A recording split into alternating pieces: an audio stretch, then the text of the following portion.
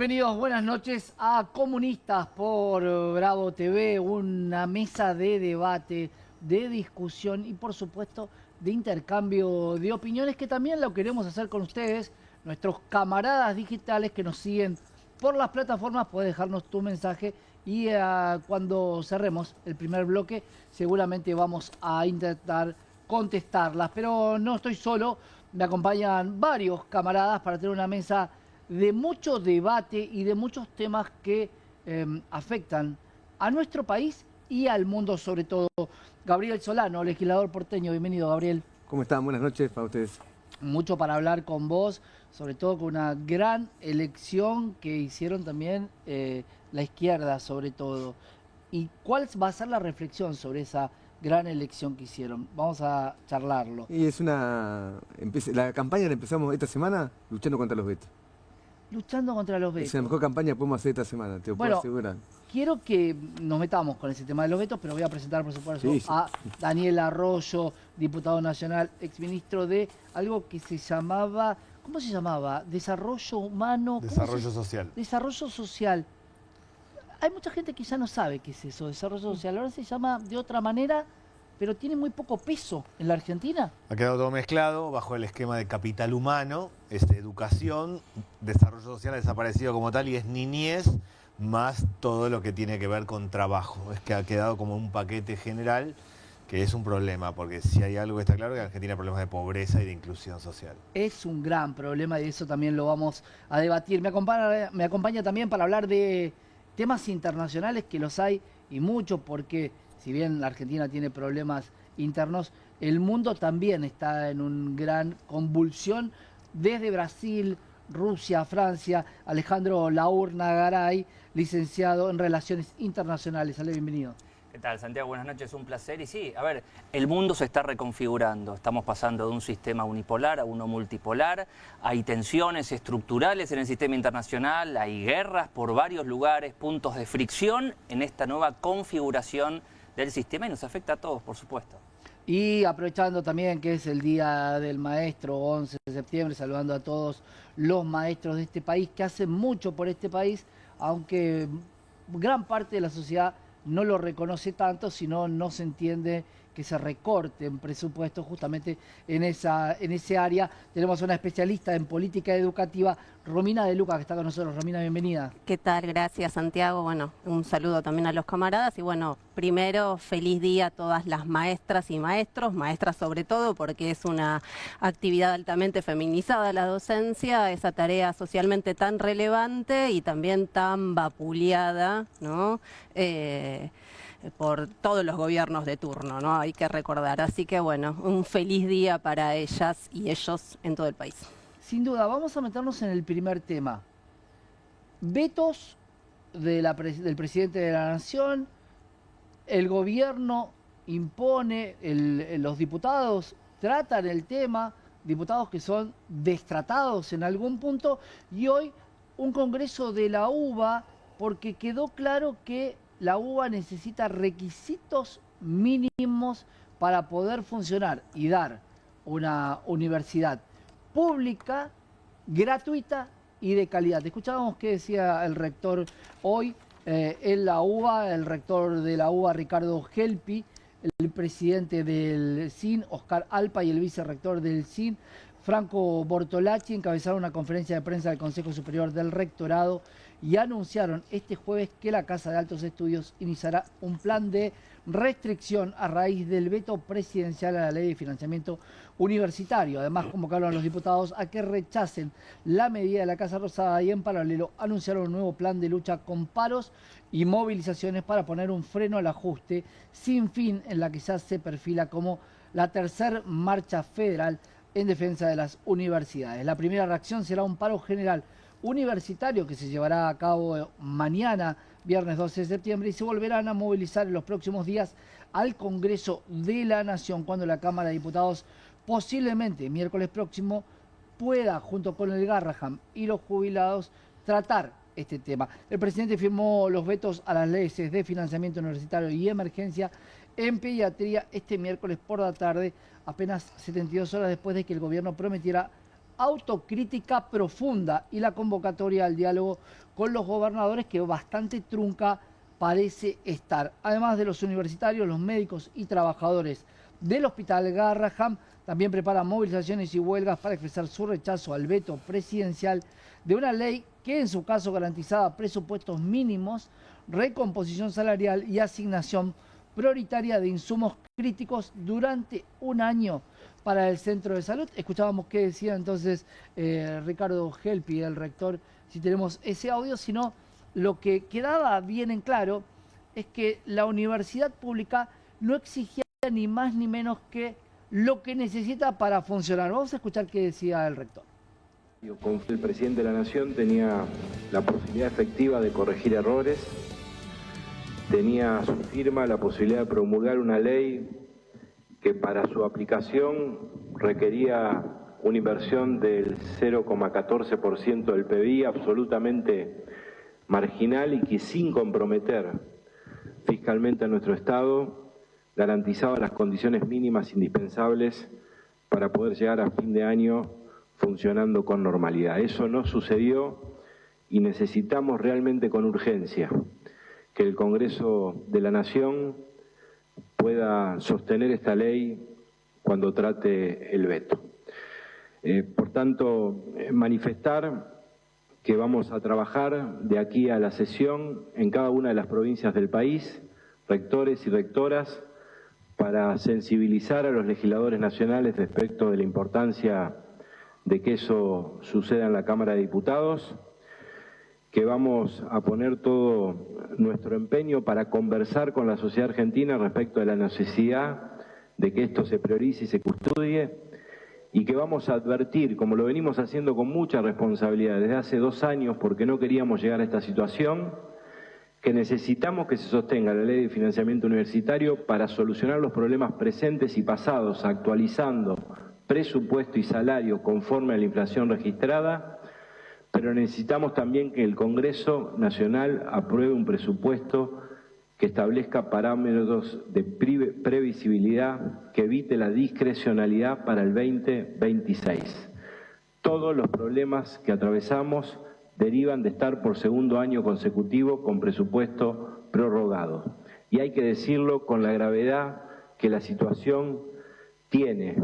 Si nosotros vamos a otro año en la misma situación, difícilmente la Universidad Pública Argentina pueda seguir funcionando.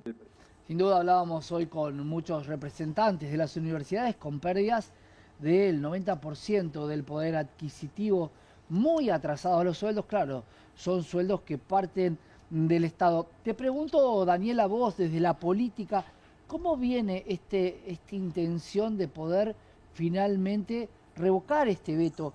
Lo pasó con la ley de emergencia de discapacidad, sin embargo el gobierno, previo a las elecciones, por supuesto, había dicho que iba a recortar en otros sectores.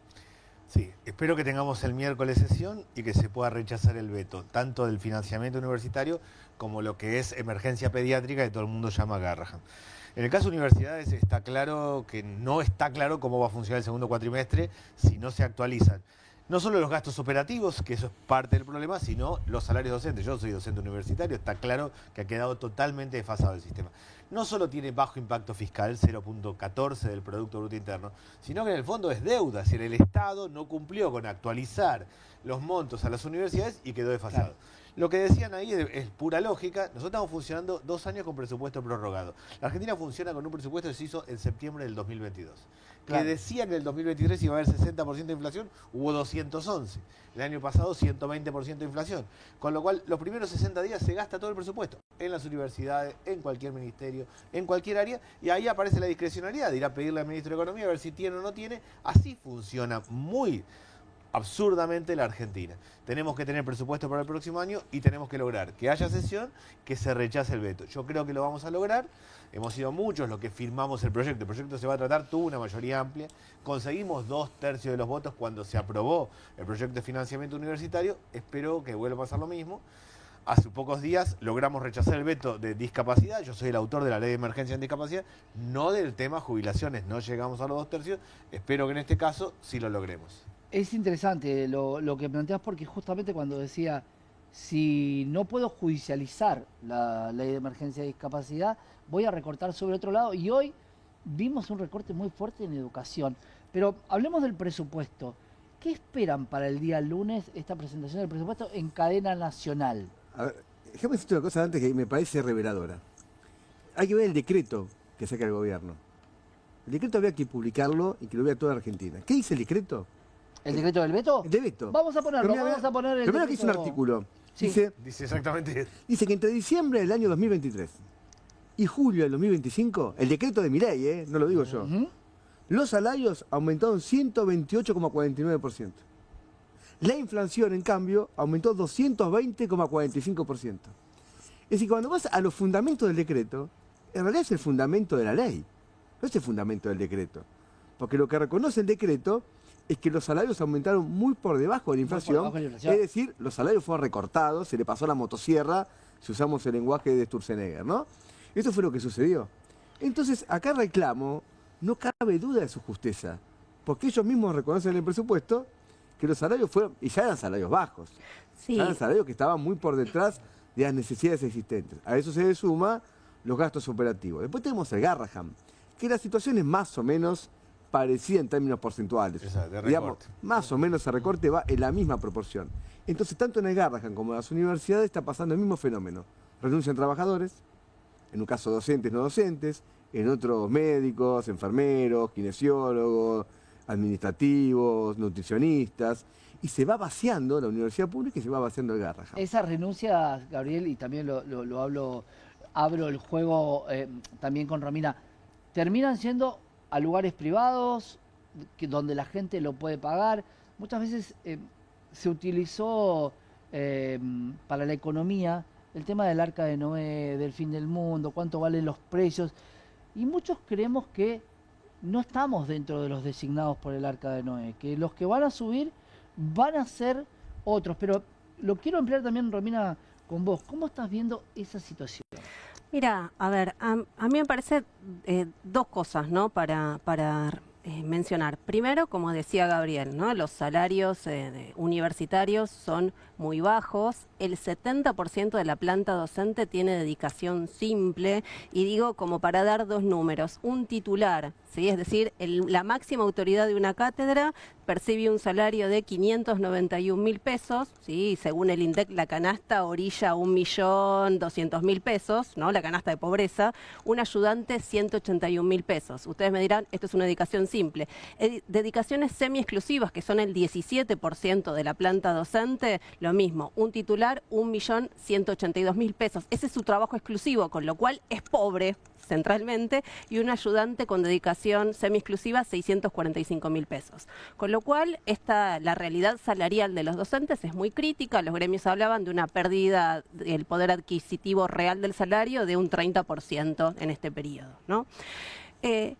Pensemos que solo entre 2023 y el 2025 el PBI, el presupuesto universitario como porcentaje del PBI cayó del 0,72% al 0,5% en 2 años, ¿no? Y países como Brasil o Chile, ¿no? Destinan el 1,5% del presupuesto del PBI como presupuesto total universitario, y ni hablemos de países como Australia, Canadá o Estados Unidos, que destinan más del 2%, ¿no? Entonces, digo, esta es una realidad en la cual lo que está pidiendo la ley de emergencia del financiamiento universitario, en realidad es poder tener funcionamiento, financiamiento, y pensemos todo lo que se articula en torno a las universidades, que tiene que ver con la extensión, con la investigación. De hecho, yo a veces digo, es casi milagroso que la Universidad de Buenos Aires, por dar un ejemplo, siga estando en los primeros 100 puestos de los rankings que miden el rendimiento de las universidades, con estos salarios y con esta masa de trabajadores que tienen dedicaciones simples y estos salarios de pobreza, ¿no? Y pensemos que, en realidad, cuando defendemos la universidad pública y su gratuidad, en realidad lo que estamos defendiendo es una conquista del conjunto de la población y de los trabajadores, y por las universidades argentinas transita estudia hasta el 18% de la población de los deciles más bajos de ingresos, ¿no? Claro.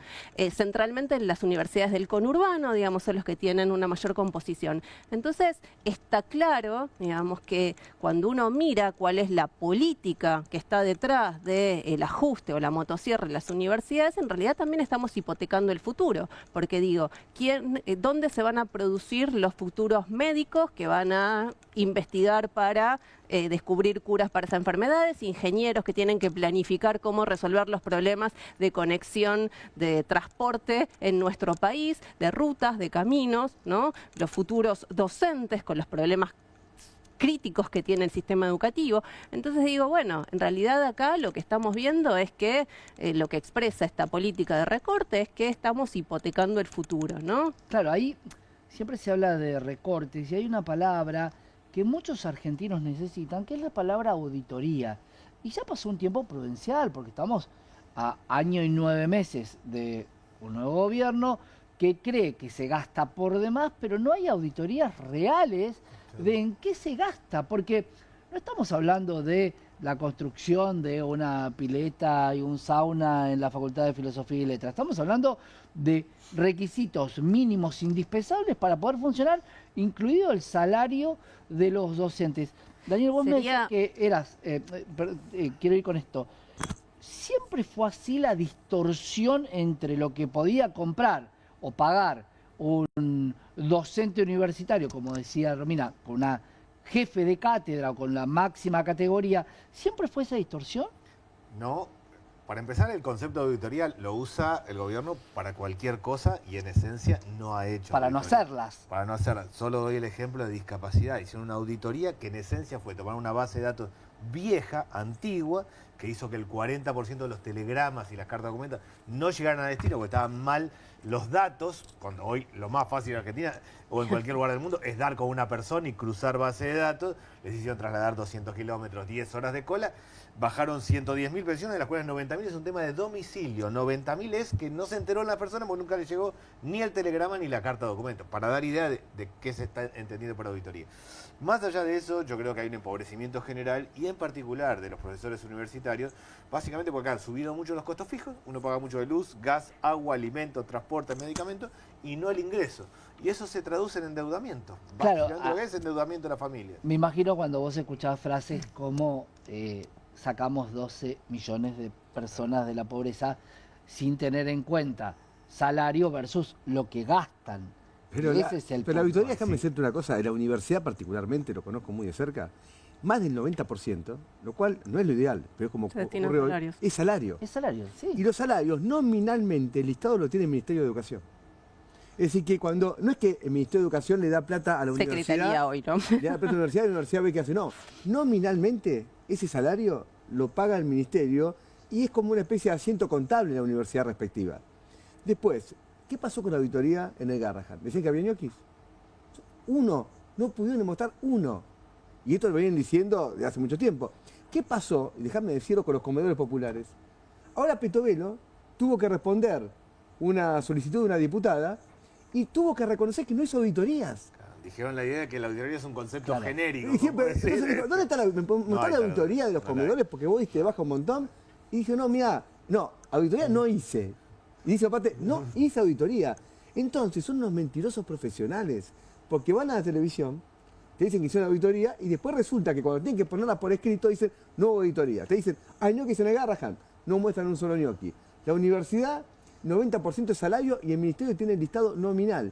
Y después lo que pasó con discapacidad, que ahora sabemos muy bien que este español, que te das cuenta que no es, como decía antes, santo de mi devoción, se solía decir, le avisó a Dorni que esa famosa El perrito con la radiografía colita del perro no era así. y el tipo fue, se paró, se le informó al conjunto de la población de la Casa Rosada, mintiendo deliberadamente para crear un clima de confusión en la población y justificar este ajuste. Entonces, ojo, cuando este gobierno hizo auditoría, auditemos a alguien que auditar acá. A Caína, mirá. Esa es la palabra, ¿no? Confusión en la población. Creo que parte del éxito inicial de por qué llega al gobierno es la confusión en la población. Mucha gente cree, cuando se le pregunta cuál es la primera medida del gobierno, Nadie, pero nadie te dice, devaluó 118%. Todo eso fue del gobierno anterior. Sí, sí. No solo de agregaría expectativa. Un punto que no solo el problema con la auditoría, sino que dicen datos que no es cierto. A mí eso me impacta.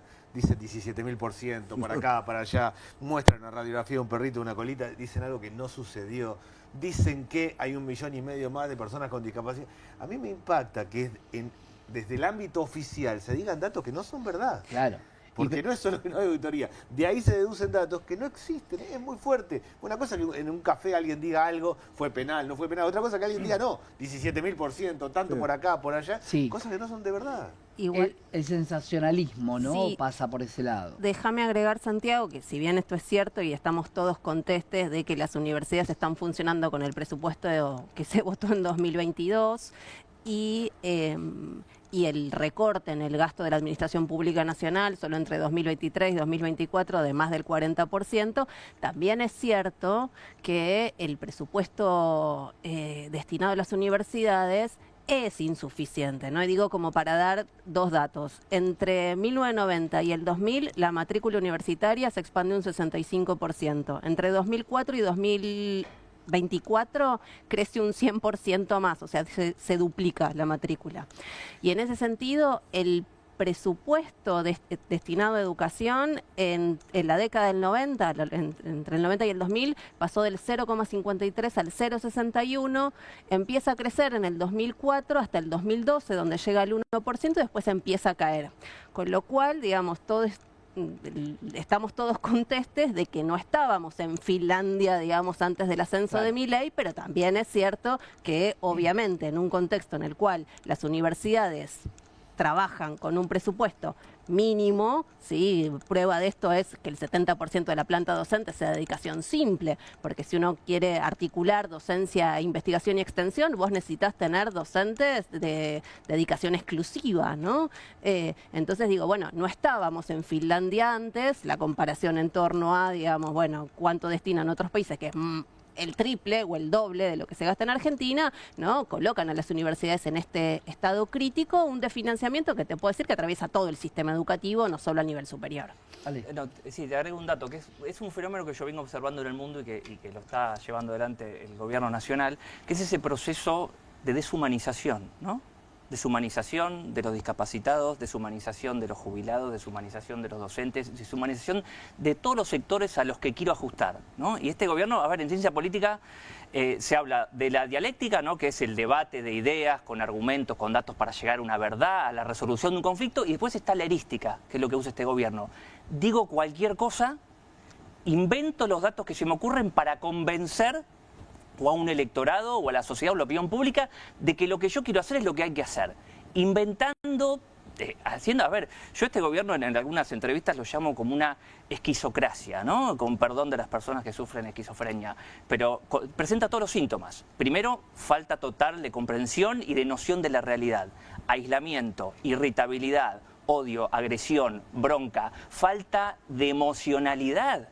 Porque las cosas que hemos escuchado, las cosas que vemos, a ver, le sacan ilegalmente y mintiendo las pensiones por discapacidad. Después hemos visto, y Daniel lo ha visto más que nadie, cómo les pegan a los discapacitados en la plaza. Y después nos enteramos que encima les robaban la plata. Entonces, hay una cuestión muy grave, bueno, por eso en parte el resultado del domingo, de todo lo que viene arrastrando, y bueno, y aparte tenemos hoy un gobierno en muchos problemas, que esto además nos debilita frente al mundo también, porque hay una inestabilidad política muy importante. Eso es cierto, nos debilita frente al mundo, nos potencia frente a una única potencia, y eso también vamos a debatirlo. Me pregunto... Un dato nada más, digo, Sí. no compremos el verso de este tema fiscal. ¿Del equilibrio? No, es mentira. A ver, el gobierno dice que las leyes se tienen que aprobar con las partidas presupuestarias correspondientes. Primero, eso no es cierto. El gobierno necesita un presupuesto nacional. Pero no solamente no es cierto. Yo me pregunto lo siguiente. Cuando el gobierno anunció otro día la rebaja de las retenciones para el agro, es como un gasto al revés. Es decir, si yo dejo de recaudar algo, ¿dónde estaba el gasto que recortó? No lo dijo. No. Es decir, que la lógica que ellos colocan como central no lo aplican. Después anunció la eliminación de retenciones a una cantidad de exportaciones de minería. Por ejemplo, el cobre, paga 0. Me pregunto otra vez, ¿dónde está el recorte que pueda avalar esa merma de ingresos. En ningún lado. Entonces, una lógica vale para la discapacidad, Sumo a lo vale que- para los jubilados, vale Es para la cierto, universidad, es cierto pero no que vale sí. para el capital agrario, no vale para grandes mineras. O la rebaja de ganancias, O la rebaja- con lo cual se compensaría gran parte de todo lo que estamos Sumo- ¿Qué discutiendo quiere decir acá. acá? Que detrás del verso de equilibrio fiscal hay una expropiación de lo de abajo en beneficio de lo de arriba. Es una transferencia de recursos. El tema fiscal no le importa nada. Se destina más porcentaje del PBI a financiar el régimen de promoción industrial en Tierra del Fuego, es decir, digamos, a los empresarios amigos del gobierno, que a las universidades. Me quiero quedar con eso y sobre todo con a dónde destina el dinero el gobierno. Y me parece, creo que Ale lo hemos hablado en algún momento, cuando compraron los famosos aviones a Dinamarca, que la gente tenía todavía ese enamoramiento. Yo creo que hoy todo lo que esté, y por eso es importante ver el presupuesto, dónde van a destinar, porque me parece que va a haber en el área de seguridad, de defensa, mucho aumento. ¿Qué van a hacer en el Congreso Bueno, con eso? Para empezar, las dos partidas que aumentaron mucho fueron seguridad y CIDE. Eso es lo único que aumentó claramente, servicios de inteligencia y seguridad. Milei vino a presentar el presupuesto el año pasado. Yo estaba sentado y dijo, mi tarea, yo como Estado Nacional tengo que hacer tres cosas. Manejar las variables macroeconómicas, las relaciones internacionales y cuidar la propiedad privada. Punto. Lo otro no es mío, lo dijo así. Ni salud, ni educación, ni política No, social. es que ¿sabés de quién era el otro? Toda la política del gobierno nacional, dicho por él, porque no es que lo estoy diciendo yo, era de Guillermo Franco y de Karina. No, pero en esencia, lo que a mí, de hecho yo le escuché, tomé nota, digo, me debo haber equivocado. Le pregunté a una persona que trabaja conmigo, digo, me equivoqué. No, lo que dijo él es, todo el resto no es mío, es de las provincias, de los municipios, del sector privado o de nadie. Y eso es lo que está haciendo, es como muy brutal claramente. Yo entiendo que no podemos tener tercer año de presupuesto prorrogado, sería un absurdo total, es directamente darle la llave al ministro de Economía y decir, haga lo que quiera. Yo fui ministro en la pandemia con presupuesto prorrogado, me volvía loco todo el tiempo, yendo a buscar partidas todo el tiempo, y estaba en un periodo donde se expandía el presupuesto. Acá con restricción debe ser, para cualquier funcionario, imposible. Creo que tenemos que hacer un acuerdo general. El sistema político es decir, tenemos que debatir en serio, no puede tener presupuesto prorrogado por tercer año. No. Y ahí tiene que quedar claro a dónde va. Está claro que el gobierno hasta acá, lo concreto que hizo, aumentó seguridad, aumentó servicios de inteligencia, bajó educación, bajó todas las partidas sociales. El Eso tema es lo este de que defensa, el gobierno tiene el sueño de ser una especie de aliado extra-OTAN. Y vos sabés que... Tan honorífico de ser. Claro, no, con Menem pasó. Como la OTAN, Estados Unidos está reclamando a todos los países de la OTAN que incrementen el presupuesto de defensa, ya no seguridad, defensa, Sí. a 2 puntos del PBI como mínimo. Vos decís que quiere hacerlo. El gobierno, no, pero lo dijo. Entonces compramos aviones como estos que se compraron, que no sirven para nada. Sí. Porque Argentina no tiene una hipótesis hoy Claro. de problema militar. El único hipótesis eventual que tendríamos es Malvinas. El único hipótesis. Ahora, no queremos una guerra con Brasil, no, con Chile, nada. No. Entonces, y ahora, esos para Malvinas no sirven. Al punto que Inglaterra no se opuso a la venta de esos aviones, aunque tienen componentes, porque no carecen de armamento que pueda utilizarse en Malvinas. Entonces no es para perseguir una avioneta de narcotraficante. Eran, No, era aparte- eran daneses y los pagó Estados Unidos. ¿Cómo fue? Vamos a aclarar una cosa, a ver, con respecto a la OTAN, sí, y de acá a 2035 al 5%, y tiene que ver con lo que pasa en Francia. Y además, ¿por qué se los compramos a Dinamarca? Porque Dinamarca está comprando los nuevos F-35 con sobreprecios de los Estados Unidos y tenían que deshacerse los F-16. ¿A quién se lo metemos? Trump dice, vení que se lo meto al gilete que hace todo lo que yo quiero. Porque no es, va más allá del alineamiento menemista. Esto es mucho más grave y mucho más perjudicial, porque es un alineamiento irracional. Ya es fanático, es emocional, es más allá de cualquier tipo de interés argentino, no importa nada. Por supuesto, y además, que se puedan o no usar esos aviones para algo va a depender de Estados Unidos, porque vos lo vas a tener que usar con apoyo, con la asistencia y con la formación de Estados Unidos. Y si tenés, y por supuesto, ni para Malvinas ni para ninguna otra cosa que la Argentina pueda necesitar.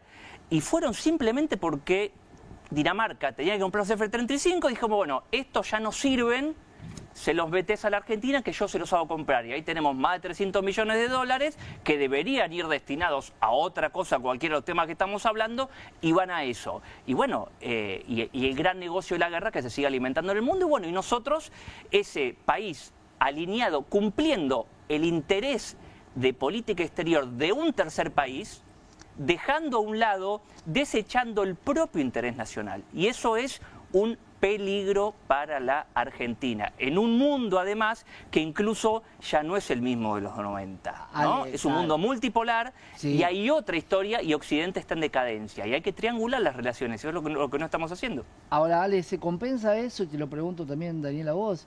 Yo sé que a Gabriel esta parte no le va a gustar, pero ¿se compensa esto con el apoyo en el Fondo, porque en el apoyo en el Fondo Monetario Internacional?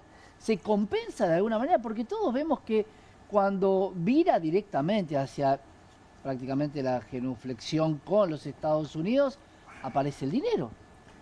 Aparece dinero que ya se lo gastó y que está claro que va otra vez a ser para la fuga. Y además, digo, nosotros estamos hablando cómo se organiza el gasto. Hay un componente financiero acá que está sosteniendo artificialmente el tipo de cambio del gobierno, que está llevando plata, subiendo, bajando de manera brutal. No, yo creo que está claro que el acuerdo con el Fondo Monetario, que el propio gobierno firmó, no lo va a cumplir, que el Fondo Monetario, por decir, miramos por el costado, y que tiene un interés más geopolítico que un debate en términos de cómo cierran las cuentas, y que la Argentina está haciendo cualquier cosa. Está claro que el gobierno está sosteniendo cualquier cosa artificialmente a ver cómo llega hasta octubre. En el medio estamos 47 millones de argentinos.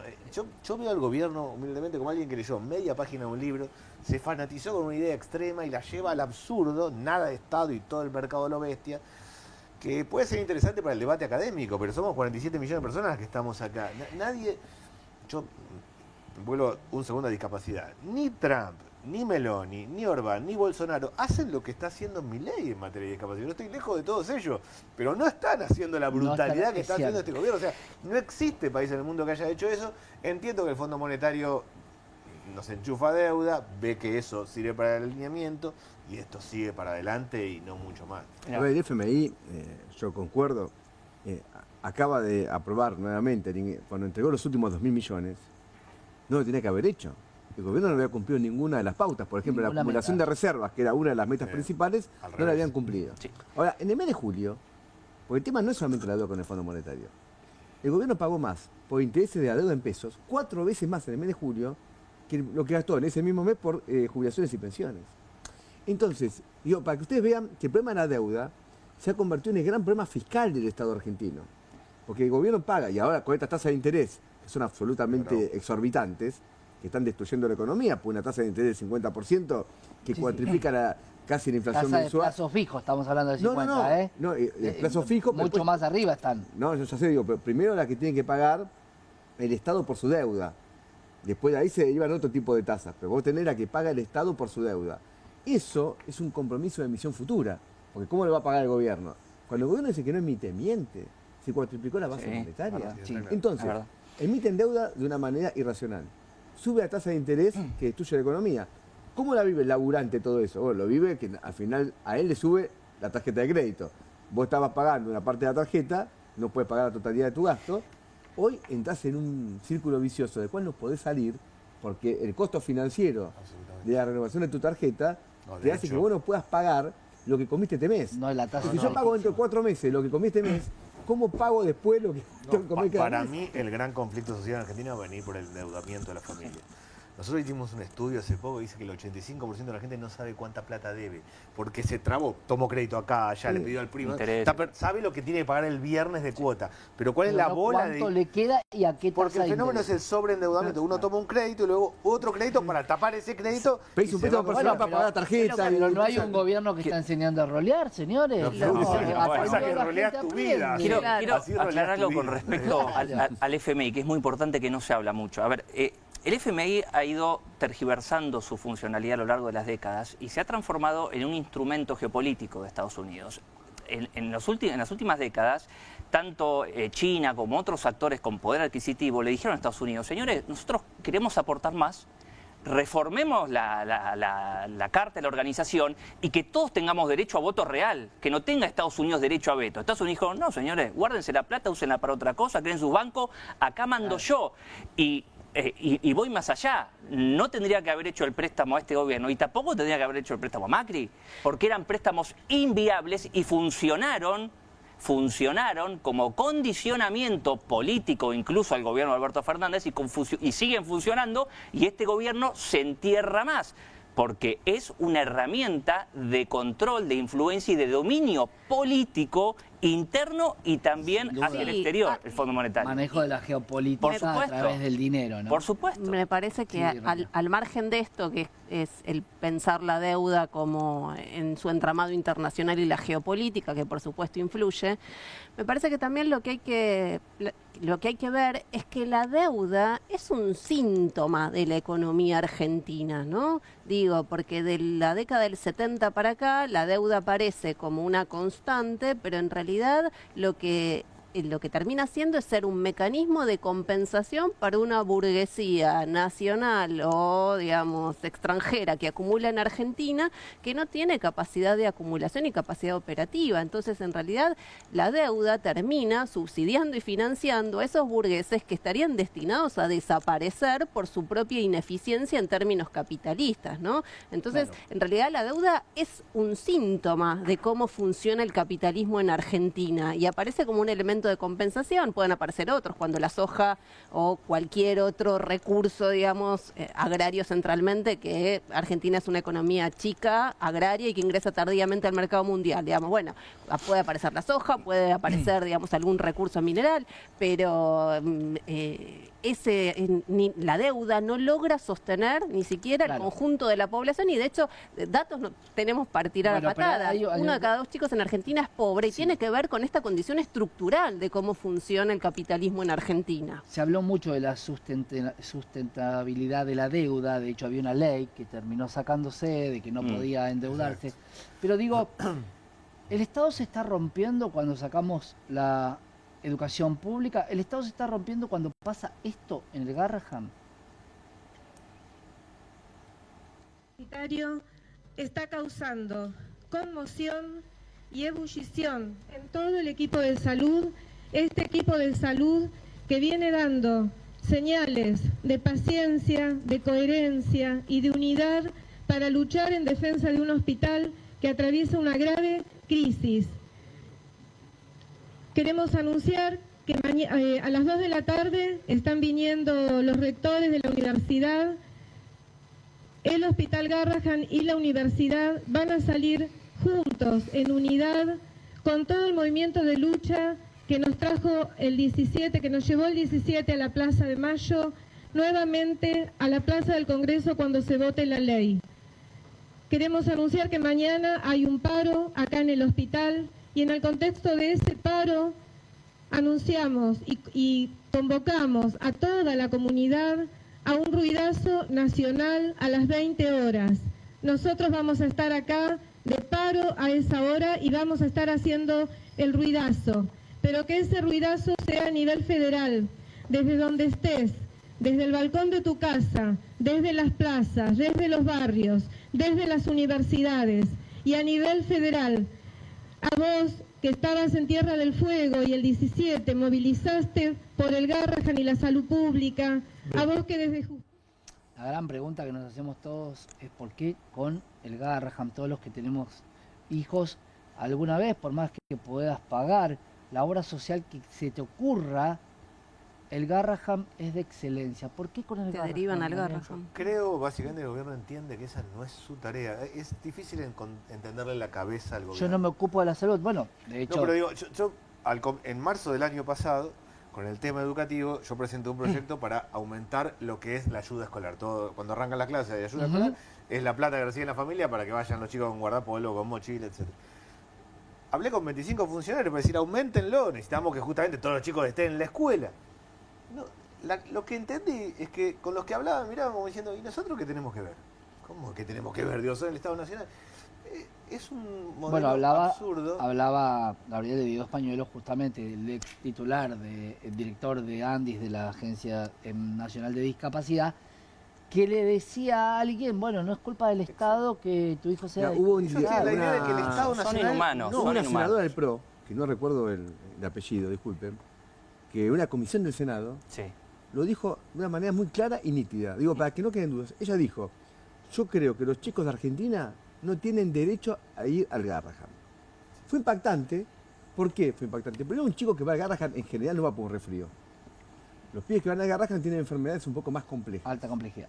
Quiere decir que lo que está diciendo es que los pibes no tienen derecho a vivir. Exacto. Porque si vos no vas al Garrahan, en muchos casos, el hospital de tu provincia, el hospital de tu pueblo, no te puede atender como te atiende el Garrahan. Es un hospital de alta complejidad. Ahora, esta gente nos gobierna. Sí, Es una esquizocracia, A ver, yo les digo, es una esquizocracia. Claro, pero ese es el problema. Yo lo que veo es, una cosa es Vox en España, que no gobierna, dice cosas muy brutales, pero hacia el debate y nada más. Acá el problema está gobernando sobre una idea absurda. Tiene la idea que el Estado no tiene que hacerlo. Vos sabés que el Garrahan, me decían muchos trabajadores del Garrahan, que los chicos entran y se van cuando terminan los tratamientos o curados, porque todo lo hacen ahí. Pero es una todo lo que referencia tiene, global. mundial, Pensá que cuando... ¿Por qué destruir esto? Eso es lo que no... Bueno, es no que nos llega a entender. me parece que es la lógica que está operando cuando miramos el ajuste en ciencia y técnica, en salud en el Garrahan. O sea, efectivamente el Garrahan es un hospital de excelencia, de la mejor obra social que vos tengas, te derivan al Garrahan si tu pibe tiene alguna enfermedad que requiere urgencia y tratamiento. Y lo que está pasando en todo el sistema de salud es que está habiendo un proceso de pasaje de equipos de médicos que hacen investigación en estos hospitales y que en realidad se están pasando al sistema privado porque con los salarios que tienen no pueden subsistir. Y vos pensás lo que ocurre con ese pasaje, ¿no? Un médico o una médica que viene desarrollando toda una línea de investigación para aportar a la cura de las chicas y de los chicos de todo el país, o ese tratamiento súper personalizado, súper especializado, es un equipo que se desarma, y se desarman décadas de trabajo, ¿no? Entonces, cuando yo decía antes, lo que estamos viendo acá es una lógica que en realidad lo que implica es que vos estás hipotecando el futuro, digamos, del conjunto de la población y de las pibas y de los pibes, bueno, es efectivamente lo que está detrás de todos estos procesos. Cuando decimos ajuste en salud, en ciencia y técnica, en realidad lo que tenemos que ver es eso, es que las consecuencias tardan décadas en recuperar, porque un equipo que viene investigando hace 15 años, ¿sí?, que se tiene que desmantelar, está pasando con los investigadores del CONICET, que deciden, digamos, dejar sus cargos, emigrar, no conseguís becarios porque nadie quiere trabajar por un salario que no te permite, digamos, subsistir. Y entonces, en realidad, lo que estamos haciendo es desarmar todo ese proceso de algo que fue ejemplo y excelencia en todo el país. Lugones, digámoslo, es dueño de un sanatorio privado, de Güemes, ¿no? Entonces uno tiene todo el derecho a pensar si no he puesto al zorro en el gallinero, ¿viste? Es decir, vos metés a un tipo, se llama el sector privado, a manejar el Ministerio de Salud de la Nación, termina destruyendo el sistema público, se llevan profesionales del sistema público al sistema privado por 2 mangos más, y nada más que esto, obligan a familias a pagar por un servicio que podrían tener gratuito por el Estado, y se benefician los sectores empresariales de la salud. Lugones que en cualquier otro país tenés que estar en cana, porque, a ver, lo del fentanilo es gravísimo. Es muy grave. Hay más de 120, son 2 masacres de 11 lo del fentanilo. Sí. Los tipos miran para otro lado, no se hacen cargo de nada, y Lugones es responsable. Lugones nunca recibió a los trabajadores de Garrahan, nunca. Lo que hizo fue intervenir el hospital con un personaje que se mandó antes a Bonaparte, para pasear el Hospital Bonaparte, que es el único hospital de salud mental que tiene el Estado Nacional en la zona metropolitana, y lo sigue estando, pero lo han vaciado de una manera muy, muy significativa. Entonces, hay acá un objetivo también de beneficiar a algunos sectores. Y la emergencia pediátrica no es solo el Garrahan. Yo estoy en la legislatura de la Comisión de Salud. Te puedo asegurar que el tema de la pediatría está en crisis en la ciudad de Buenos Aires y en toda la Argentina. Y la inmigración no es solamente al sector privado, sino al exterior. ¿Por qué? Porque ahí no quiero llevar quedan vacantes de residencia en pediatría de manera permanente, y en la residencia en pediatría, o todo tipo de residencia, prepara un profesional de acá a 10 años. Si vos tenés residencias que no se cubren, dentro de 10 años te faltan pediatras en Argentina. Y está pasando eso hoy. Y eso... Yo creo que hay que escuchar las cosas que decía el presidente, porque cuando yo escucho lo que decís vos, Gabriel, digo, claro, ¿y cuál sería el sumum de esto? Que los ricos puedan comprar salud. A Y tu en su momento se habló de poder comprar la salud. Si yo soy Órganos, alguien millonario, órganos, compro personas, todo. salud. Bueno, Pero está claro que es un modelo de un tercio dentro, 2 tercios Sí. afuera. 1/3 de la sociedad más integrada y 2 tercios afuera. Y Lo que tiene la idea el gobierno es que el Estado se retira y cada uno le encuentra la vuelta a lo que puede. Los que pueden, Claro. pueden, y que tiene que ver con Que el Estado se minería, retire es una soja. cosa, ahora que mete un topo, No lo porque lo decía, destruye, hablaba lo de destruye. topo, y él siempre habla de topo, digo, es más peligroso, sí, dale, No, no, perdona. y digo, y vamos más allá. Nosotros estamos teniendo acá, estamos en una mesa de debate, somos 5 personas racionales, formadas, que estamos debatiendo con inteligencia, hablando de cosas con datos, de una manera racional, buscando resolver distintas problemáticas públicas. En ciencia política, los problemas públicos, las instituciones, los partidos, etcétera, etcétera, y también se analiza la psicología de los líderes. Entonces yo creo que ahí hay una falla y hay un problema original, que es la falta de visión, y vuelvo a lo que decía antes de la esquizofrenia, la falta de visión y de comprensión de la realidad, donde a vos, si vos le preguntás fuera, y lo decía el mismo presidente, hoy presidente en campaña, y bueno, la gente tiene derecho a morirse, y bueno, y que se mueran, y si fueras pobre ya te estarías muriendo, y no, por eso voy al término esquizocracia, porque no logran comprender que porque políticas públicas es lo que se hace y lo que no se hace también, ¿no? Entonces no logran que lo que no están haciendo y las macanas que se están mandando están haciendo que la gente se muera. Políticas públicas es algo que no debe estar en un diccionario liberal, pero quieren escuchar qué decía, porque a veces habla el presidente y a veces tiene voceros. ¿Qué decía Manuel Adorni? ¿Y cómo le explicas a la gente que después de una elección con este resultado vas a vetar el Garrahan, vas a vetar financiamiento universitario, vas a vetar ATN? Bueno, porque cada una tiene una Tuviste explicación. un costo altísimo con discapacidad. Pero nosotros no cambiamos nosotros no cambiamos el norte por una elección. No lo vamos a hacer nunca. Podemos reconocer cada uno de los errores que cometimos y corregir. Pero el rumbo ya lo dijo el domingo el presidente, el rumbo no se modifica. Ahora, cualquiera de los vetos nosotros los podemos explicar, sea por temas presupuestarios, sea porque son delirios populistas, o sea porque la ley va en contra incluso de lo que pretende el título de la ley hacer o mejorar. Entonces, nosotros no vamos a entrar en el juego populista, no vamos a dejar que el Congreso haga desastres en pos de tener un voto más en la elección o de... Te rechazan los vetos, no tenés mucha alternativa, queda convertido en ley. Si te rechazan los vetos, queda convertido en ley, sí, por supuesto. Caso de discapacidad. Bueno, está bien, pero el caso de discapacidad incrementa el gasto del Estado en 5.000 millones de dólares. Bueno, vamos a ver de dónde lo sacamos. O sea, no Que lo estamos estudiando, van a judicializar. lo estamos analizando. Nosotros no nos vamos a correr del equilibrio fiscal, porque de hecho una ley que no estima el recurso, o en tal caso no explica de dónde sale la partida o el recurso, de 5.000 millones de dólares anuales, es inviable, es absolutamente inviable. Así que estamos analizando a ver cuáles son los pasos a seguir. Manuel Adorni, en julio te compraron 3.500 millones de dólares de ahorro, 5.000 anual para algo que es discapacidad. Me parece que es para un gran debate. Pero además, digo, no son 5.000 anual, además no es cierto eso. No es cierto que la ley diga eso en absoluto. Digo, entiendo que iba a ser la palabra.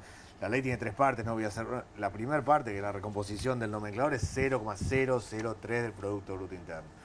Y no es impacto fiscal, es deuda. Esto pasa porque el Estado no actualizó el nomenclador, lo actualizó solo 0,5 durante el año. Si una persona va a trabajar 6 meses en una empresa y no le pagan, el análisis no es cuál es el costo empresario, sino cuánto le deben al trabajador. Bueno, esto es lo mismo, claramente. Y lo que dijo el gobierno, y la última vez lo dijo el vocero, cuando estábamos entrando a rechazar el veto, que estaban estudiando un aumento en discapacidad. 5 veces, me lo han dicho a mí particularmente, 5 veces, me dijeron, lo siguen estudiando. Bueno, el punto es ese, No se ¿no? puede decir cualquier cosa. Abramos es ese lo que juego. hacen, ¿Veto es decir cualquier cosa. total o veto con alguna solución? Porque no en ninguno de los casos hay.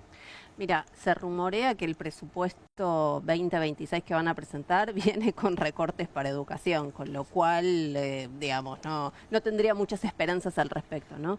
Pero quería agregar algo a lo que planteaba Alejandro antes, que me parece que también es importante ponerlo sobre la mesa, porque vos hablabas de la esquizocracia, ¿no? Y digo, al margen de los problemas de la salud mental del presidente, ¿no?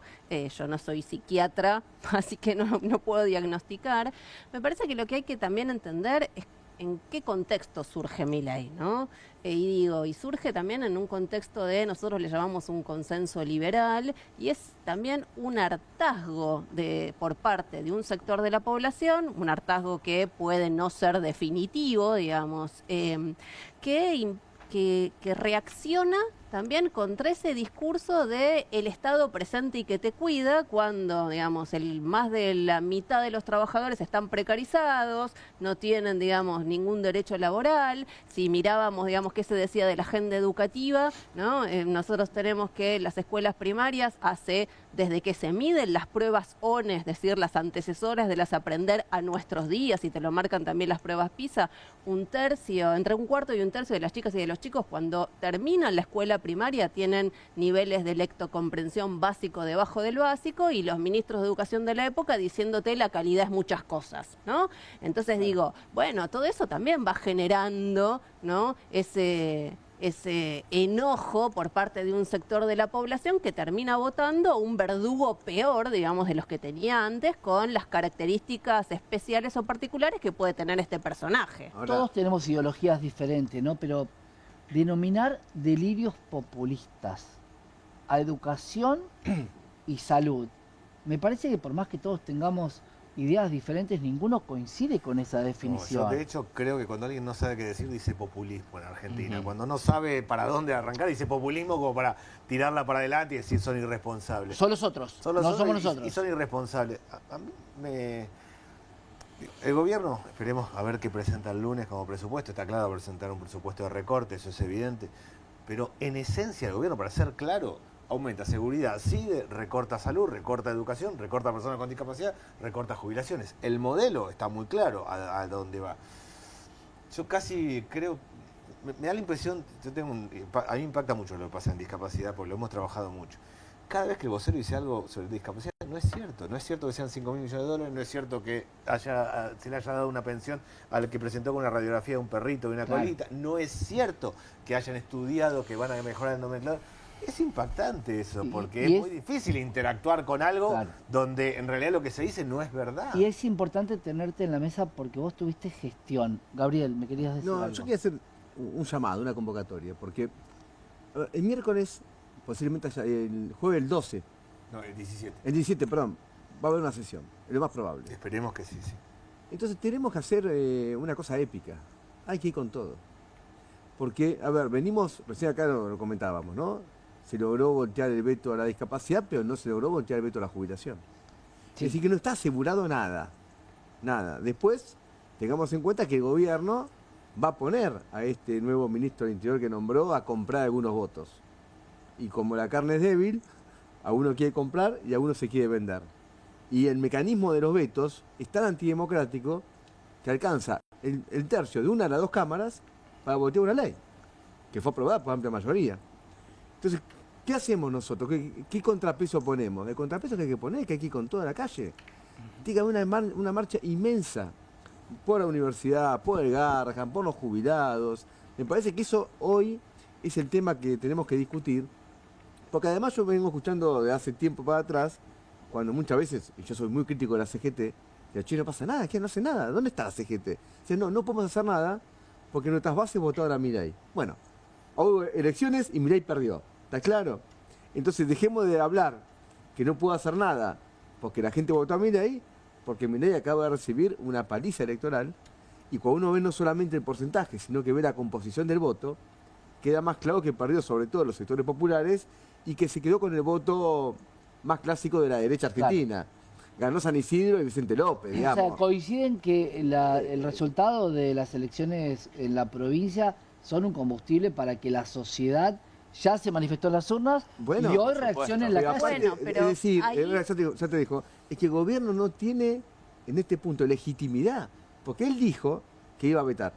Lo dijo antes de las elecciones. Va con esa propuesta, va con ese programa a las elecciones y pierde.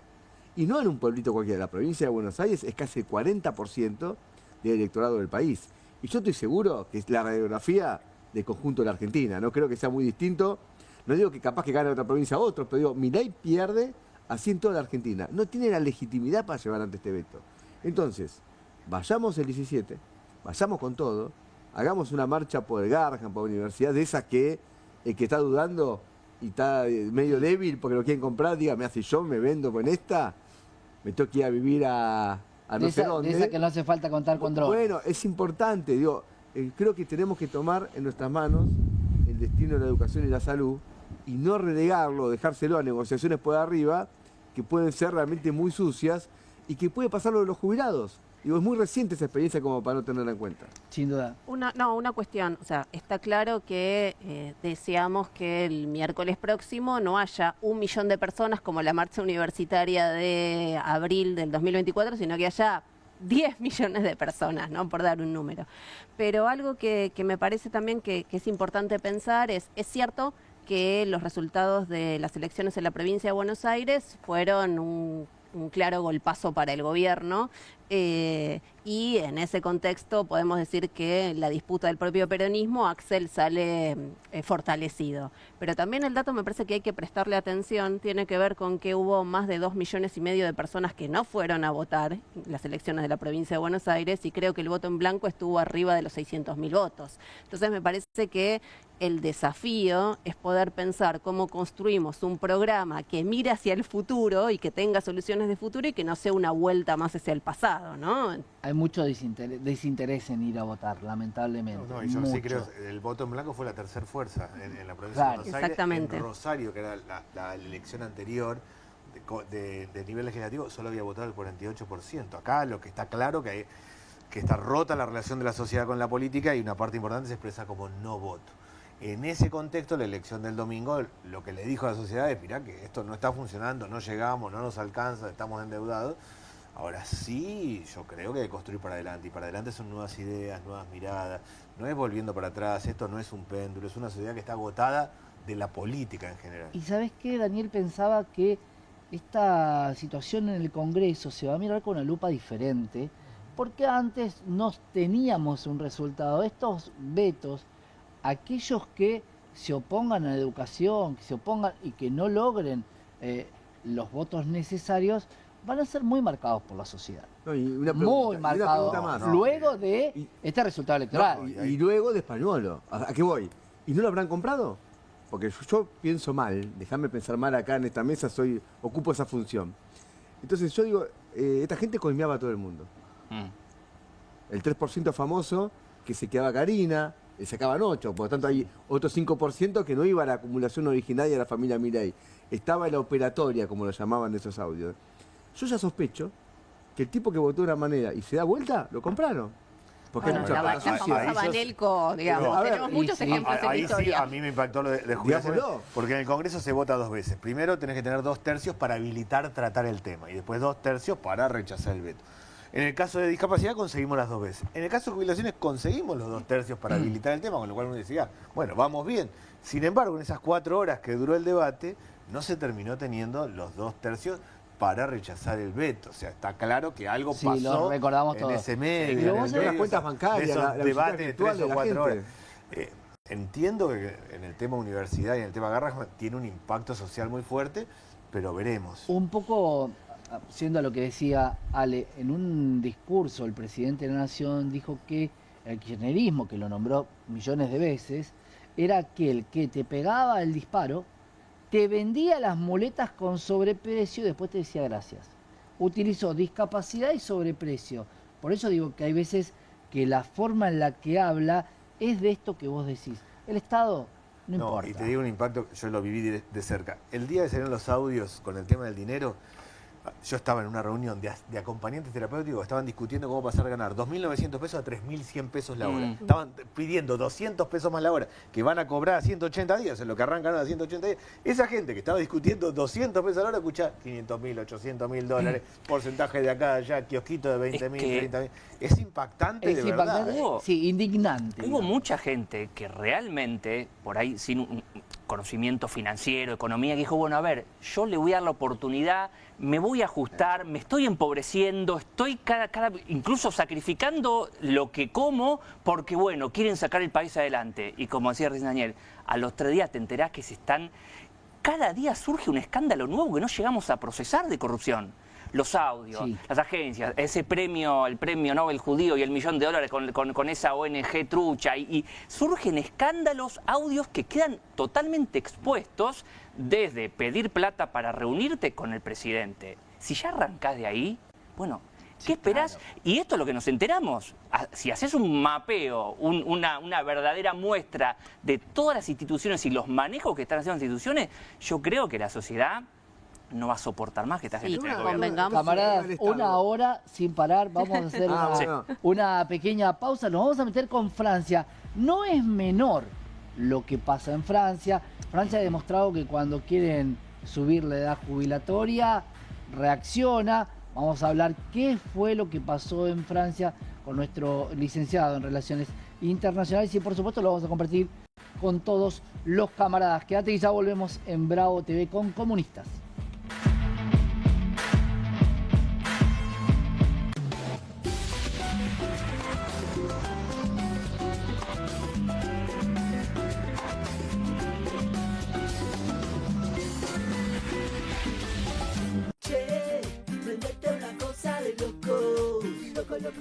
Dale, Turco, Bravo levantate. TV. Perdón. Estaba soñando. No se hizo realidad el sueño. ¿Qué sueño con este programa? Venimos practicando tanto, le venimos metiendo tanta onda, que no puedo parar de pensar en el momento que vamos a salir al aire. Ya que soñás tanto, ¿cómo se llama el programa? Una cosa de locos. ¿A qué hora vamos? 16 a 17. De 16 a 17. Por Bravo TV. Bravo TV, para todo el Cata TV, streaming Bravo TV. Cata TV, streaming, Bravo TV. Fusión. Por Cata lo vas a ver, por Cata lo vas a disfrutar. Che, prendete una cosa de loco. Presentamos Angel View, el nuevo espejo retrovisor gran angular que reduce los puntos ciegos. Angel View se coloca fácilmente sobre el espejo retrovisor de tu auto, dándote una vista de 160 grados detrás de ti. Solo mira la diferencia. Ahora también podrás ver por las ventanas laterales traseras. Los espejos retrovisores ordinarios son pequeños y planos, pero Angel View tiene un enorme espejo de 30 centímetros con vidrio curvo. Esta forma curvada te permite ver ambos puntos ciegos con solo un vistazo. Esto es lo que ves con ese espejo retrovisor ordinario y esto es lo que ves con Angel View. El espejo cristalino de Angel View te brinda una visión panorámica perfecta y cuenta con un revestimiento especial que lo hace antideslumbrante por la noche. Angel View se instala en segundos en prácticamente cualquier automóvil o camioneta y los seguros de goma con resorte se ajustan fácilmente para sujetarse con fuerza. Ordena ahora mismo tu Angel View a un precio exclusivo para televisión. El espejo cristalino de Angel View te brinda una visión panorámica perfecta y cuenta con un revestimiento especial que lo hace antideslumbrante por la noche. Protégete a ti y a tu familia con Angel View, el nuevo espejo retrovisor gran angular para conducir más seguro. ¡Llama ya! Descubra los productos más novedosos y exclusivos para su hogar en tvcompras.com. Aproveche esta oferta y obtenga este fantástico producto de TV Compras. ¡Llame ya! QR, con la conducción de Paulo Caruso y gran equipo. La síntesis del día para un público que valora el periodismo crítico. QR, de lunes a viernes a las 22 por Bravo TV. Hay una casta superior que es los periodistas que si mienten, calumnian, injurian y dicen cualquier cosa. ¿Tenés ahí los nombres de los periodistas que tengo que meter en cana? No nos tomamos esto a la joda, como esos periodistas mentirosos. Y dentro de la cancha vale todo, que la vayan a buscar, la tienen adentro. Soy una bandera de la batalla cultural, pero los imbéciles con déficit de IQ doméstico, ay, no, miedo. mientras que las imbéciles de los periodistas... ¿Sabes la cantidad de periodistas que tengo para mandar a la hoguera? Las mentiras de los medios. Y periodistas ensobrados, operadores, basuras. No me venga con que son inocentes. No digo que sean tan malos como los periodistas. Digamos, raya el mal gusto propio de cerdos. Creo que es una ofensa decirle periodista así. Milei odia al periodismo. Nosotros amamos al periodismo.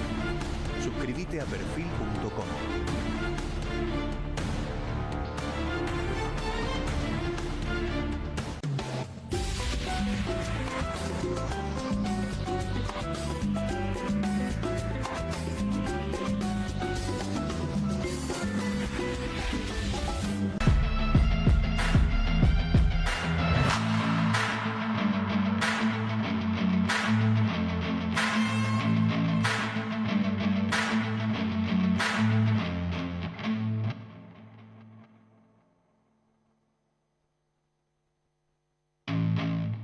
Con más Comunistas por Bravo TV. Acordate de dejarnos tu mensaje en las redes para poder debatir junto a nosotros. Nos vamos a meter con un tema sumamente importante porque cuando yo digo que se vayan todos, refiere a un momento de la Argentina, para muchos jóvenes que no lo saben, donde la sociedad se hartó. Y pasó en Francia. Acá es bloqueemos todo. ¿Qué pasó, Ale, en Francia? ¿O qué pasa en Francia cuando hay situaciones que la sociedad no tolera? Bueno, en Francia lo que estamos viendo es la continuidad de un hartazgo de hace años. Desde que asumió Macron, es más, Macron llega por el hartazgo de la gente con la política tradicional, luego de la crisis financiera de 2008 que marcó el inicio total del declive de las democracias occidentales. Ese es el panorama general. A partir de ahí llega Macron, supuestamente antipolítica, crearon un partido, en 2 años llega a la presidencia, ex banquero, apoyado por los sectores financieros de la Unión Europea e internacionales, y llega y bueno, se transforma en un gobierno neoliberal. Año tras año tuvimos distintas manifestaciones en las calles por los planes de austeridad que venía y que siguió aplicando Macron, bajándole los impuestos a los más ricos, eso no hay que decirlo, y nunca se sentó y nunca quiso negociar un cambio en una reforma impositiva que fuera más equilibrada hacia la sociedad. Las democracias occidentales, las poblaciones, los ciudadanos occidentales, tanto de Estados Unidos como de Europa, bueno, fueron observando un declive en el poder adquisitivo, un mayor ajuste, suba de la edad jubilatoria, suba del precio de los combustibles, inflación, se agravó con la pandemia, mientras seguían en Francia los chalecos amarillos, distintas manifestaciones, vino la guerra en Ucrania, que también afectó notablemente a Europa Occidental. Cada vez que hay una guerra entre Estados Unidos y los eslavos, bueno, sufre Europa. Claro, el gas se le complicó en su momento. Es que Europa Occidental, primero, cabe 3 veces dentro de Rusia y no tiene recursos naturales. Entonces lo han sacado en los últimos siglos, primero de acá, de América Latina, después de África, fueron explotando distintos países, pero bueno, ahora se les está acabando porque el mundo cambia, Europa se debilita y se debilitan las poblaciones y siguen... A ver, la Unión Europea, que tenía un origen, una intención inicial de integrar a los pueblos, de desarrollo económico, social, etcétera, etcétera, se transformó prácticamente en una pseudo-plutocracia que responde a la banca financiera y ahí, con Alemania a la cabeza, voy a decir algo que es un poquito polémico, pero es así, yo lo digo también en clase, Alemania logró lo que en su momento no logró Hitler, que fue dominar Europa a través de las finanzas en los últimos años.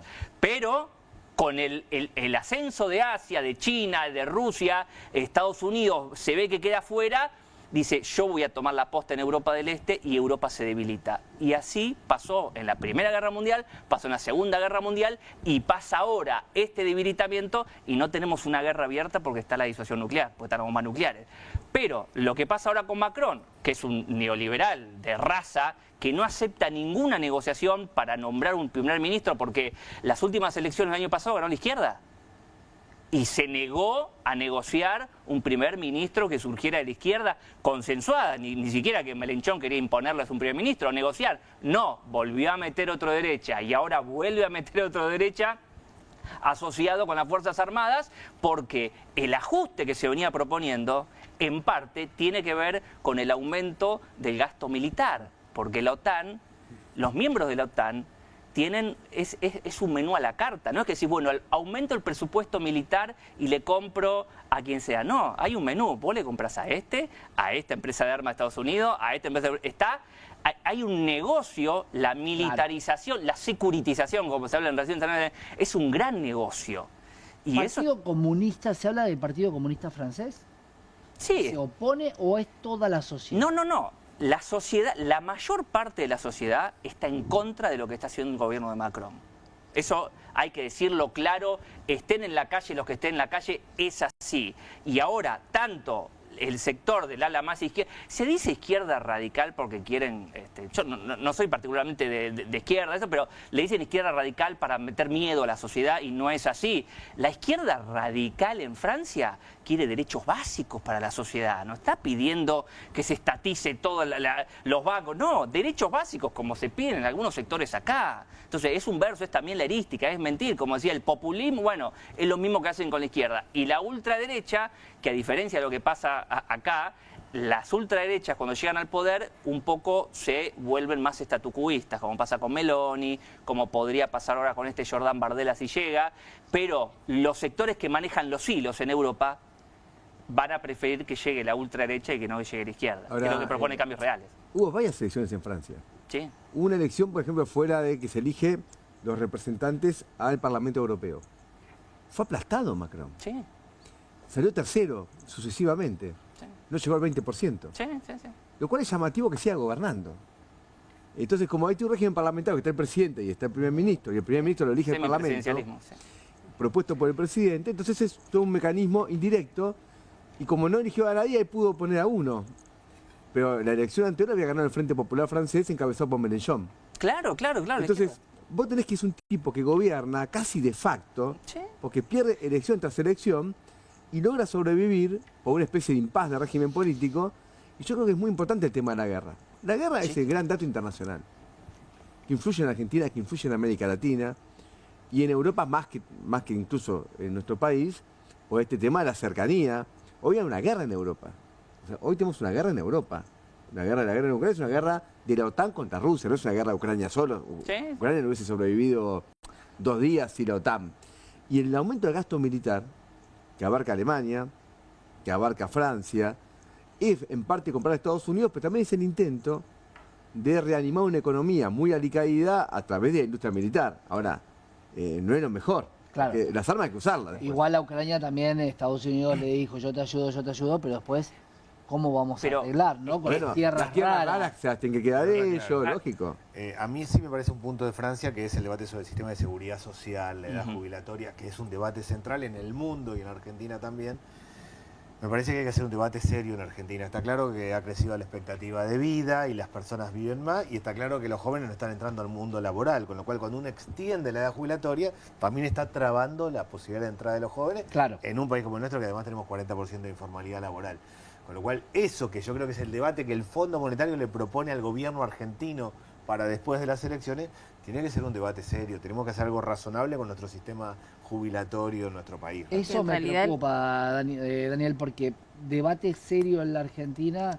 No, pero eso, eso marca los próximos 50 años del país en serio. Claro, no es un debatecito son las bases que muchas veces se dice, la Argentina no puede fijar 10 bases claras. Eso es el tema de cómo vamos a vivir nosotros, nuestros hijos y nuestros nietos en la Argentina, con lo cual hay que hacerlo seriamente y no hacer locuras de recorte a lo que imagina el gobierno. Claro, pero me parece que el problema está en ver, y vos un poco, Daniel, lo decías, es que la crisis del sistema previsional en Argentina no se va a resolver extendiendo la edad jubilatoria, porque en realidad el problema que tiene el sistema previsional argentino es que tiene más del 40% de su mercado laboral informal. Eso implica que no hay cargas patronales, no hay contribuciones, no hay aportes a la seguridad social, y cuando en realidad uno hace las cuentas y empieza a ver la masa de recursos que eso implica, que se ahorra la burguesía negrera, ¿sí?, que es la que termina desfinanciando el sistema previsional, son puntos y puntos del PBI, ¿sí? Y es decir, con lo cual, digamos, si Milei quiere resolver la crisis fiscal, bueno, con el blanqueo de todos los trabajadores, ya ahí tenemos una caja fabulosa para aportar a el misma Estado. burguesía negrera que después tenemos que salir a hacer moratorias porque... Absolutamente, aparte, es la culpa. el gran tema sí fiscal es de el los tema 90, central, el gran tema fiscal de los 90, la crisis fiscal de los 90, fue privatizar las jubilaciones. Cuando se privatizó las jubilaciones fue irracional, porque el Estado tuvo que seguir pagando jubilaciones y no tenía más ingresos, porque el ingreso iba a la FJP y el Estado se quedó con la deuda. Entonces, ¿cómo funcionó? Se endeudó el Estado y se armó una gran crisis fiscal porque había que seguir pagando jubilaciones, que eran de miseria. Estos famosos los $140 pesos de Norma Pla. Pero la guita se la llevaba a FJP, que se llevaban el 30% del ingreso sobre la base de comisiones. Y nunca pagaban una jubilación. Cuando tenían que empezar a pagarla, no te dan un peso, iba a ser estatizada. Cuidado esa palabra, no a FJP, que no tentemos a la suerte. Eso es lo que quiere Milei, pero eso más es lo que quiere complicado. Milei. Hay 22.000 personas que sí se jubilaron por ese sistema y están con jubilaciones menos que mínimo. Que tiene que ayudarlos el Estado también. Exactamente. Yo creo que este es el debate serio que hay que dar. No se puede dar a lo que sea, a lo bestia. De hecho, en la primer ley bases, cuando mandó la primera ley bases, eran 742 artículos, fue desarmándose, pero tenían también una reforma previsional, tenía todo junto metido. Hay que actuar con seriedad. Lo de Francia tiene que demostrar también que es una sociedad que esto hay que discutirlo con seriedad. No con 40% de informalidad laboral, extendiendo la edad jubilatoria, vas a desacomodar todo, más no le vas a dar ninguna chance a un joven de que consiga laburo en los próximos años. Y convengamos que... Lo tiene que Patricia Bullrich, ¿viste? Porque siempre se dice, no, Argentina, acá se puede hacer cualquier cosa, acá te corta el 9 de julio. El mundo es un quilombo, los pueblos protestan. El protocolo antipiquete. Los pueblos protestan en todo el mundo y es así y está muy bien que así sea cuando se avasalla un derecho. Entonces, ahí acá se dicen muchas cosas que no son ciertas. En todos los lugares donde te quiere atropellar, la gente sale. Y Francia es un ejemplo. Hablamos recién de Indonesia, Nepal, no sé, el mundo está muy convulsionado y está bien que así sea. Es cierto que Francia sale, pero siempre sale segundo. ¿Sí? No, iba a decir una cuestión que vinculado, digamos, a los proyectos del gobierno, la reforma laboral en realidad es negrear el conjunto de la economía, digamos, con lo cual está claro que en ese proceso el sistema previsional se va a desfinanciar. Y recuperando, digamos, lo de Francia, me parece que ahí también lo que uno empieza a ver es que el desafío o el problema es organizar políticamente esas manifestaciones, ¿no? O sea, y entonces me parece que ahí tiene que ver con el debate político, la posibilidad de construir un programa que resuelva los problemas del conjunto de la población y digamos, para organizar esa bronca desorganizada que aparece en las calles. Ahí tocamos un tema, lo tocaste vos, Gabriel, y lo tocamos un poco todos, que tiene que ver con el armamento en el mundo. Ale, hay una situación muy tensa entre Rusia y Polonia. Algunos hablan de un error, otros hablan de un país atacado que es miembro de la OTAN. ¿En qué va a quedar eso? Porque en algún momento se habló de un posible conflicto bélico severo entre la OTAN y Rusia. Bueno, dejemos algo claro. La guerra en Ucrania es una guerra indirecta entre Occidente, la OTAN y en primer lugar Estados Unidos contra Rusia, ¿no? Es la estrategia clásica de Brzezinski de hace 30, 40 años, donde se especifica que si Estados Unidos pierde el control de Europa del Este, permite que el heartland de la geopolítica, ¿no? Que Rusia y ahora China se expandan en influencia, en relaciones, en mejorar las relaciones con Europa Occidental, y Estados Unidos queda aislado. Esto venía pasando. Recordemos los Nord Stream, las relaciones energéticas entre Rusia y Alemania, la relación entre Vladimir Putin y Angela Merkel, la relación entre Putin y en su momento Macron. Cuando Macron dijo la OTAN tiene muerte cerebral, Estados Unidos se veía aislado y dijo, señores, no. Empezaron a armar Ucrania, Putin le había dicho a Bush, hijo, que si metían a Ucrania a la OTAN se pudría todo. Hace más de 20 años, no es nuevo, claro. No es una novedad. Presionó. Ucrania es una frontera civilizatoria entre el mundo eslavo y el mundo occidental y ahí se disputa hay un nuevo equilibrio. En relaciones internacionales se llama equilibrio de poder, ¿no? Es una teoría de las relaciones internacionales donde ahora Rusia y Estados Unidos a costa de Europa Occidental y a costa de la estabilidad de Europa Occidental, está equilibrando el poder con Rusia y con China. Este es el nuevo equilibrio que se está gestando en el siglo XXI. Se podía gestar a través de la negociación o competencia o a través de las guerras. Lo estamos viendo a través de las guerras. La guerra en Ucrania, la guerra en Medio Oriente, porque también ahí Israel es una estrategia de Estados Unidos en Medio Oriente. No nos comamos el verso de que Netanyahu opera solo, porque la libertad de acción en estrategia, la libertad de acción que tiene Netanyahu está avalada militarmente por Estados Unidos, donde dice, el que se meta acá se la agarra conmigo, ¿no? El ataque a Qatar, con Estados Unidos teniendo bases en Qatar, está prácticamente planteado con los Estados Unidos. Confirmando lo que dice a Qatar, a Yemen, a Siria, a Irán, al Líbano. Es decir, los últimos 3-4 meses, Israel atacó a países de toda la región. Digo, porque Israel se dice, no, somos un factor de paz. Atacó a 5 países en pocos meses, y hoy, lamentablemente, hay que decirlo, pues se dice muy poco en Argentina, se dice más en el mundo, por acá poco. Hoy hay un genocidio. Nuestra generación está viviendo un genocidio. Y se está haciendo poco para parar este genocidio. Sí. Recién veía en Francia, había una bandera palestina. Esas imágenes que están pasando ustedes. Y lo dicen la enorme mayoría de los organismos internacionales. No es que lo dicen algunos sectores políticos. La ONU y Amnistía y todos los organismos y gran parte... Bueno, ahora España, Europa tiene un poquito de hipocresía moral, ¿no? Porque por un lado le venía vendiendo armas a Israel y ahora dice, bueno, no, frenemos. Pero lo cierto es que ahí también hay una disputa por el poder regional, porque derrocar al gobierno de Siria era sacar a Rusia de ahí. China se había metido y había mejorado mucho las relaciones con los países de Medio Oriente y Estados Unidos también se ve aislado ahí. El gobierno de extrema derecha, un extremismo que vemos hoy en Israel, que no es representativo de la mayor parte de la población, quiero decir que el pueblo de Israel no piensa, incluso le está reclamando a Netanyahu que pare esto, la mayoría del pueblo de Israel, que pare esto, pero tenemos un gobierno extremista desbocado que está en una política de expansión, una geopolítica de expansión territorial, donde ya no existe Palestina y han deshumanizado, y las cosas que han dicho los principales dirigentes del gobierno sobre incluso los niños.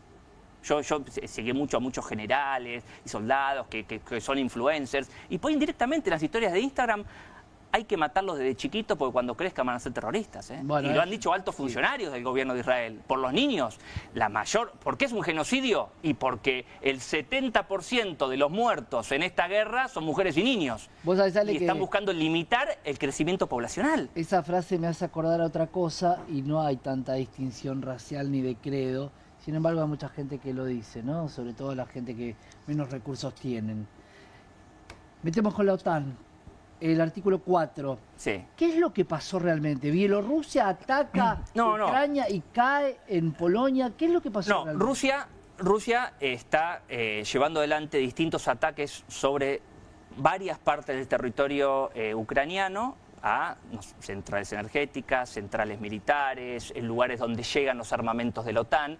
Y uno de los últimos ataques fue en la región del Lviv, que está en la frontera con Polonia. Entonces, supuestamente, lo que dice Ucrania y lo que dice Polonia es que los drones se metieron en espacio aéreo de Polonia y ellos derribaron 3 de esos drones. Los rusos dicen, no, nosotros atacamos regiones y bases militares ucranianas en la región de Lviv, que bueno, está en la frontera, y nuestros drones no llegan hasta ahí. A ver, por supuesto que en una guerra vos tenés las narrativas de un lado y de otro. Claro. Ucrania no tiene poder de decisión. Ucrania Zelensky cumple lo que le dice Occidente porque, como decía, Ucrania no podría hacer nada, no podría sobrevivir como actor si no tuviera la ayuda de Occidente. Occidente viene inflando con armamentos, viene prestado, porque no es que, bueno, le cede, le envía, no, le vende.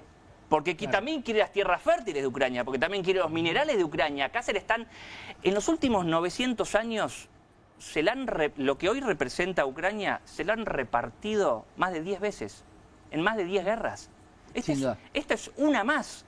Y lo que estamos viendo, como Rusia necesitaba no perder el acceso al Mar Negro. Por eso miremos el mapa de la guerra, porque después se dice cualquier cosa, sí, ¿no? es la lógica de la guerra. Es la lógica, y es geopolítica. Sí. El Mar Negro... Ahí el elemento que me parece fuerte en el episodio Polonia tiene que ver con cómo Rusia también está sondeando cómo responde la OTAN. Claro. Porque no es lo mismo Ucrania y la guerra entre Rusia y Ucrania que Polonia, que integra la OTAN. Entonces ahí vamos sondeando, ¿no?